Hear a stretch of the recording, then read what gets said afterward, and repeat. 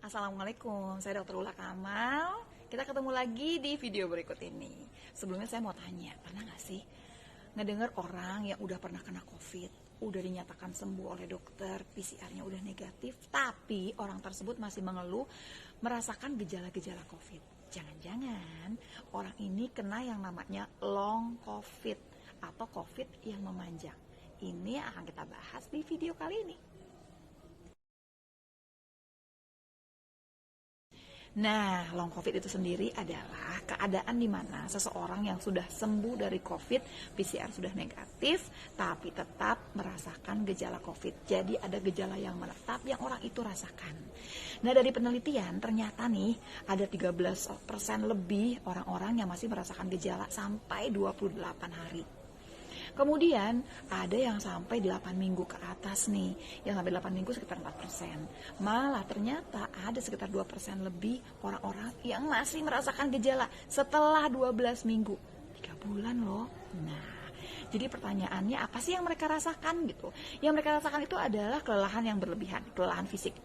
Kayak gimana? Maksudnya gini, sebelum kena COVID, mereka kerja dari pagi sampai sore sampai malam barangkali ya, nggak masalah. Sekarang setelah kena COVID, baru ketemu sore aja kayaknya udah capek banget. Padahal yang dikerjakan juga gitu-gitu aja, nggak berat-berat amat ya. Bukan yang banting tulang, bukan ya.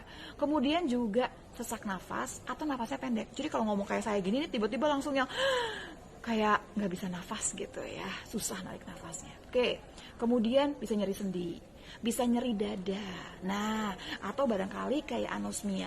Jadi bisa mencium tapi penciumannya udah nggak sempurna. Kalau yang kuat banget barangkali kayak minyak kayu putih kecium, tapi kalau udah parfum nggak terlalu kecium gitu. Ini adalah gejala-gejala yang menetap. Yang pasti kehidupannya mereka, kualitas hidupnya itu nggak sama dengan sebelum dia COVID. Karena kalau udah sembuh balik lagi dong. Ternyata ini enggak. Oke. Ternyata orang-orang yang kena COVID baik ringan maupun berat, dua-duanya bisa punya peluang kena yang namanya long COVID. Tapi memang ada resiko. Jadi resiko ini akan meningkat gitu ya kalau misalkan satu, orangnya perempuan. Kok gitu ya, nggak tahu. Pokoknya berdasarkan penelitian. Yang kedua, usianya di atas 55 tahun. Yang ketiga, indeks massa tubuh atau orangnya ini gemuk, di atas overweight nih ceritanya, overweight ke atas. Kemudian tambahannya adalah punya komorbid. Wah, kalau kemudian agak banyak ya, lain lagi ceritanya ya. Jadi kita harus sudah mengerti nih, ada banyak ceritanya. Tambahan terakhir adalah kalau memang gejalanya berat ini lebih mungkin kena long COVID daripada yang gejalanya ringan. Apa sih sebetulnya yang kejadian waktu orang kena long COVID? Sebetulnya kalau jujur kita masih belum tahu sih, karena penelitiannya itu belum selesai. Tapi ada yang namanya dugaan atau hipotesa. Hipotesa pertama mengatakan bahwa walaupun virusnya udah nggak ada, ternyata kerusakan yang terjadi itu menetap ya. Atau bisa juga begini, memang virusnya udah nggak ada, tapi ada yang namanya peradangan yang terus berjalan setelah si virusnya nggak ada.